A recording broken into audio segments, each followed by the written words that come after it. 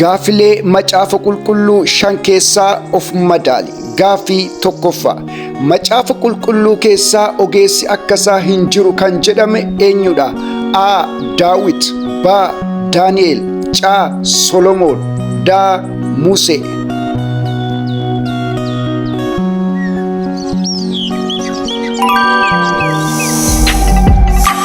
Gaaffii lammaffaa.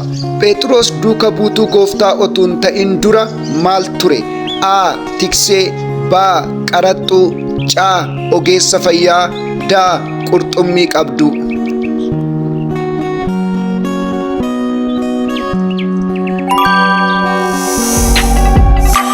Sadaffaa.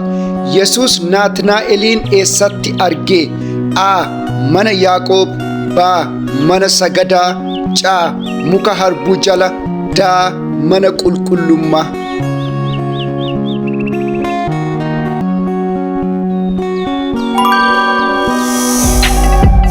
Arfaffaa. Biyyi Waaqayyo Abrahaamiif kakuu gale maal jedhama? A. Uur. B. Gibx. C. Kana'aan. D.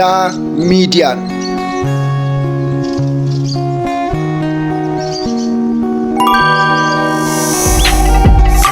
Gaaffii shanaffaa.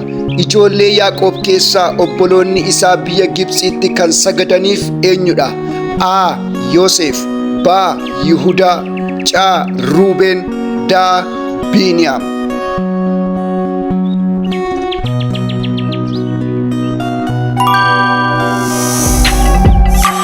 Hammam akka argatte koomentii irratti katabadhu. Fooloo gochuudhaan maatii mana kanaa ta'a. Galatoomaa.